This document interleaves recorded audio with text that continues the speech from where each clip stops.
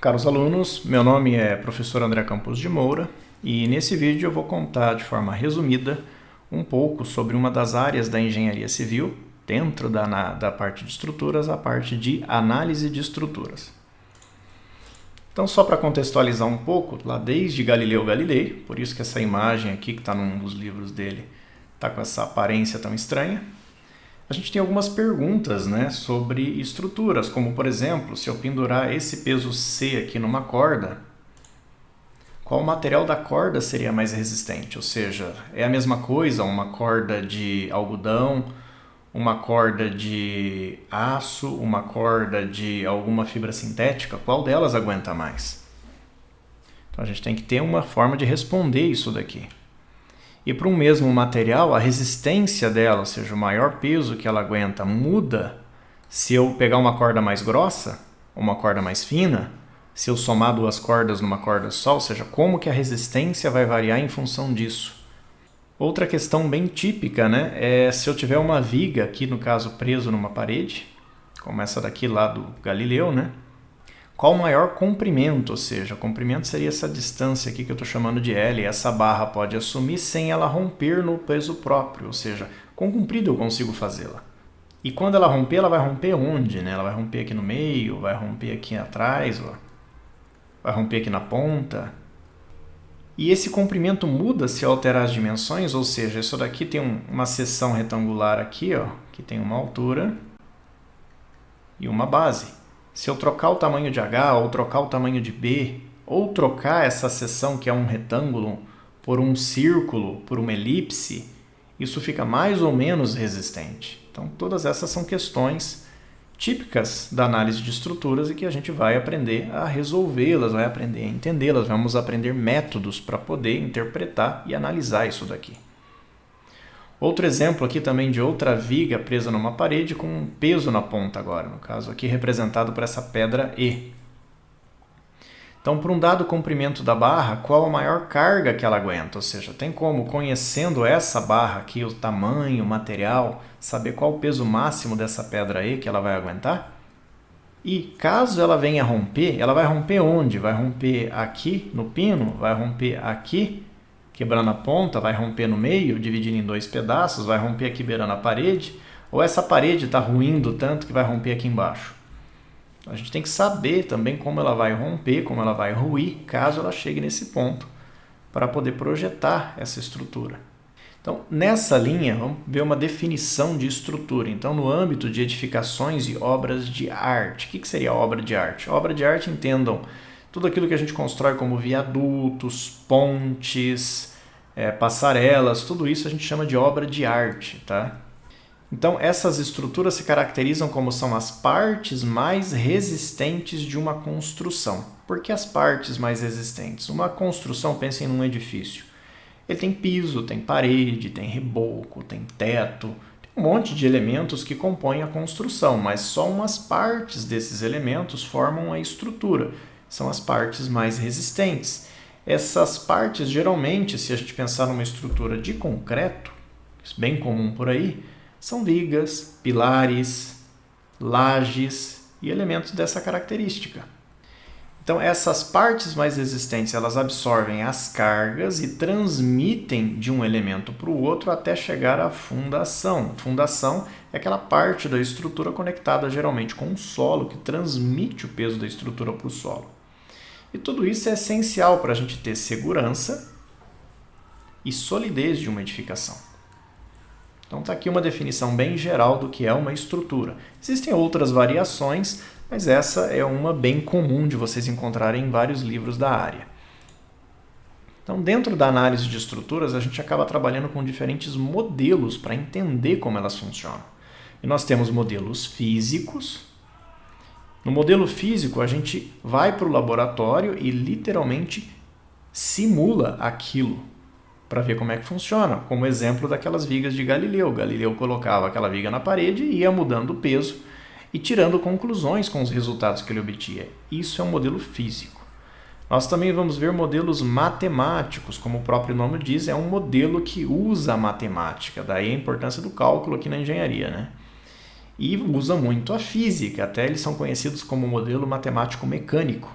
ou modelos de análise de estruturas. E por último, modelos numéricos. Tá? Numérico aqui, entendam algo resolvido no computador, usando um procedimento numérico, um procedimento para ser resolvido com o computador. Então, nem tudo que a gente tem de modelo matemático dá para fazer à mão e às vezes a gente recorre ao computador usando um modelo numérico. Vamos ver um pouquinho de cada um desses, começando pelos modelos físicos. Então, alguns exemplos aqui. Por exemplo, esse elemento aqui que vocês estão vendo, que eu estou circulando, é uma vigota de laje e ela está sendo testada aqui. Então, ela está apoiada em 2 pontos, ou seja, em cima dessa viga metálica amarela aqui e aqui. Tem vários pesos ao longo dela, que são esses cilindros de concreto pendurados. E aqui no meio tem um equipamento medindo o deslocamento no meio dela. Então ela está sendo avaliada, está sendo testada num mundo real, num modelo físico lá num laboratório. Então esse é um tipo de modelo físico. Outro modelo, essa treliça de aço aqui ó, no laboratório, num ensaio aplicando carga no meio dela, até que ela chegue ao limite de sua resistência. Isso aqui no caso está acontecendo na ligação aqui das barras, que vocês já veem nesse caso aqui que já está toda torta, toda amassada. Então a gente já está no limite de resistência dessa estrutura, falhando na ligação das barras, né? Não no meio de uma barra. Então até onde ela está falhando é um resultado interessante que aparece de um modelo físico desse no laboratório. Outros exemplos a gente tem, por exemplo, modelos em escala de edifícios, como esse aqui da foto, que é o da Torre Pirelli Milão. Esses modelos são feitos para serem colocados em túneis de vento, que simula a passagem do vento e a resposta da estrutura frente ao vento que está passando. E um outro exemplo aqui, o da direita, o da ponte Akashi-Kaito. Vocês veem que ela está curvada aqui, por quê? Porque o túnel de vento está soprando um vento bem forte nessa direção que eu estou indicando aqui. E isso está fazendo a estrutura sofrer essa curvatura. Então, esses são só alguns exemplos de modelos físicos, existem inúmeros e talvez vocês conheçam alguns deles ao vivo no laboratório de estruturas aqui do curso. Passando agora para os modelos matemáticos. Esses modelos vocês vão aprender vários deles em disciplinas do curso, começando ali pelas disciplinas de isostática 1 e 2, resistência dos materiais 1 e 2 e hiperestática 1 e 2. Então, essa daqui, segundo semestre do primeiro ano, esta e esta, primeiro semestre do segundo ano, esta e esta, segundo semestre do segundo ano, e essa daqui, primeiro semestre do terceiro ano, se eu não troquei nenhuma aqui de oferta. Mas vocês começam com essa daqui logo no primeiro ano, do segundo semestre, e essa daqui vocês terminam lá no terceiro ano, passando por todas elas. Então, na isostática 1 e 2, o que vocês vão ver? Vocês vão aprender o que são ações. Ações é tudo aquilo que afeta uma estrutura. Pode ser desde carga, no caso de carga, entenda o peso das coisas sobre elas, como o peso das pessoas, dos móveis, até o peso da própria estrutura. Também podemos ter como ações ventos, tempestades, pressões de água, variações de temperatura, entre outros. Temos condições de equilíbrio. Condições de equilíbrio, nossas estruturas são estáticas, elas estão paradas e não deveriam sair andando por aí. Então existe um conjunto de condições da física que deve ser cumprido para que a estrutura mantenha um equilíbrio estático, e a gente vai ter que aprender isso. As vinculações, então a gente tem vinculações externas, como a estrutura se conecta à fundação, e essas vinculações vão virar representações de modelos bem simplificados, como engastes, apoios fixos, apoios rotulados, entre outros. E temos vinculações internas, que é como uma pilar, por exemplo, se conecta a uma viga. Essa ligação aqui é uma vinculação, que pode ser solidária, rotulada, entre outras características. Nessas vinculações, a gente vai aprender a calcular reações de apoio. Então, quanto de carga a ligação está suportando e quanto que ela passa para o apoio. Vamos aprender a calcular esforços internos solicitantes. Esses são necessários para o dimensionamento posterior da estrutura e para a análise junto com a resistência dos materiais. E aprender a analisar diferentes tipos de modelos de análise, como vigas, pórticos, arcos, treliças e grelhas, chegando até talvez ao pórtico espacial. Já na resistência dos materiais, vocês vão aprender as relações que existem no material de tensão e deformação. Propriedades geométricas da seção. O que quer dizer isso? Isso é o que ajuda a gente a diferenciar as dimensões de uma seção retangular com uma altura e uma base em comparação com uma circular com um certo diâmetro ou de uma seção de formato qualquer. Qual é melhor, qual é pior, qual é mais resistente frente a determinada situação. São essas propriedades que vão nos ajudar a interpretar isso. Vamos aprender a entender esforços de tração, compressão, flexão, cisalhamento e torção. Aqui alguns exemplos, no caso de tração, compressão, torção, cisalhamento, aqui no caso cisalhamento no pininho que está conectando essas duas chapas, tá? E aqui flexão, quando a gente curva a barra causando tração de um lado e compressão do outro. Instabilidade de barras comprimidas, geralmente isso acontece em pilares, e solicitações múltiplas. O que é solicitação múltipla? Tudo isso aqui junto e misturado. E já em hiperestática, a gente volta aos modelos de viga, pórtico, treliça e grelha, mas já com estruturas que têm muito mais apoios do que elas precisam para se manter em pé pela estática. E isso traz uma certa complexidade na análise. Isso aqui abrange a maior parte das estruturas que a gente conhece. E para isso vamos aprender dois métodos. Um que chama método das forças e o outro método dos deslocamentos, além de teoria de placas para analisar lajes. Para ficar mais fácil de entender todas essas palavras estranhas e modelos que eu falei, olha a estrutura aqui de um edifício em concreto armado. Uma viga, por exemplo, um modelo de viga, é isso que eu desenhei em vermelho para essa viga no meio da estrutura. Então ela tem uma representação de apoio aqui junto a esse pilar enorme.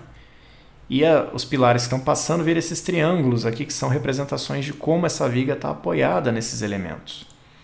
Outro exemplo, se eu pegar vigas e pilares, eu tenho um pórtico plano. Plano por quê? Porque isso que eu destaquei em vermelho está só num plano XY. Se eu pegar os elementos agora de um pavimento, todas as vigas de um pavimento, e também transformar o pilar nesses apoios piramidais aqui, eu tenho uma grelha de vigas. Outra forma de analisar uma estrutura como essa. Se eu pegar todos os elementos de barras, ou seja, todas as vigas e todos os pilares, eu tenho outro pórtico, só que agora espacial, porque ele tem dimensões no eixo X, Y e Z. Se eu representar aqui uma das lajes, como eu estou destacando em azul, eu preciso de um modelo de placa para interpretá-la e analisá-la. E trocando agora de estruturas, isso aqui é uma estrutura em aço, o que eu destaquei em vermelho é um modelo de treliça plana. E eu poderia ter feito isso também lá na estrutura de concreto armado, mas o pilar ele pode ter um modelo de estabilidade de pilares, para avaliar se ele pode ou não sofrer flambagem e qual a carga máxima que ele resiste nessa situação. Mudando agora dos modelos matemáticos para os numéricos. Então, nem tudo dá para resolver matematicamente, manualmente. Então, algumas geometrias complexas como essa precisam de modelos no computador. Esses modelos usam métodos matemáticos ou métodos numéricos, como, por exemplo, o método dos elementos finitos, conhecidos pela sigla MEF aqui. E aqui vocês estão vendo o modelo dessa estrutura, onde em amarelo nós temos vigas e pilares e em vermelho as lajes. Outros exemplos, essa estrutura formada por cabos e barras metálicas, formando treliças. Outro exemplo, uma treliça espacial. Espacial porque agora ela tem dimensões aqui no eixo X, Y e Z. Mais um exemplo, olha essa passarela, que coisa linda. Ela tem um arco, que eu estou destacando aqui em vermelho, e tem um cabo, que eu estou destacando agora, além de vários estaios aqui verticais. Ela também pode ser representada com o modelo de análise como que tem aqui à direita, onde vocês estão vendo em cinza a estrutura como ela estava, e em vermelho ela já sofrendo deslocamentos para as ações. E existem muitos outros modelos. Aqui só dá para mostrar alguns mais básicos. E passando agora para finalizar com as etapas do nosso projeto estrutural.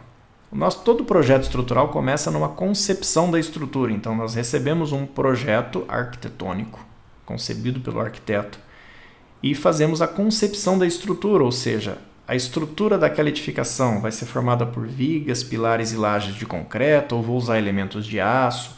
Será que eu vou colocar um arco, um tirante, um cabo, uma casca? Tem muitos tipos de elementos estruturais e a combinação deles, a associação deles, formam uma estrutura. Então, nós vamos conceber uma estrutura.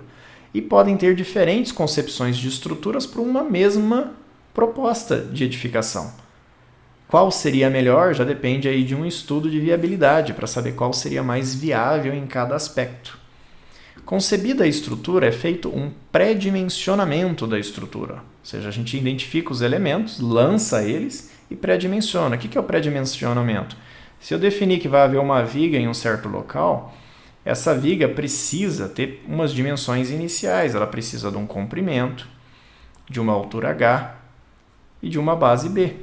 Esses valores não são definitivos, são uma aproximação inicial, são um chute inicial bem aproximado para como a estrutura vai ser. Por isso nós chamamos de pré-dimensionamento. Nós ainda vamos definir essas dimensões no final como definitivas.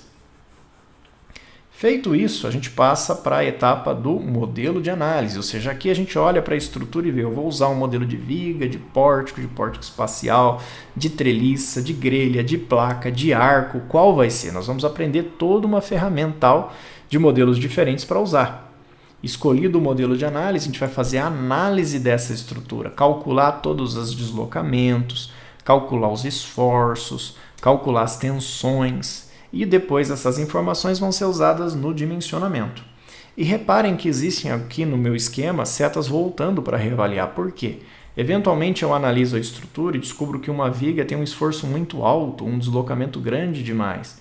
Então está na hora de voltar aqui e trocar o meu pré-dimensionamento, pegar uma viga maior, ou talvez voltar aqui e mudar o modelo de análise de uma viga para um pórtico, para algo mais complexo. Então não é linear o projeto ele é cíclico. Feita a análise, a gente vai para o dimensionamento. Aqui sim, a gente calcula e determina as dimensões finais da estrutura. E claro, dependendo das dimensões, eu posso também voltar a reavaliar outras etapas do meu projeto. Feito o cálculo das dimensões, a gente passa para o detalhamento. O detalhamento, gente, é quando nós vamos transformar todo o nosso projeto em um conjunto de plantas e projetos que vão ser usados na obra para a execução dessa estrutura. Então, a estrutura tem que estar muito bem detalhada, como ela vai ser construída, como ela vai ser executada, como ela vai ficar pronta.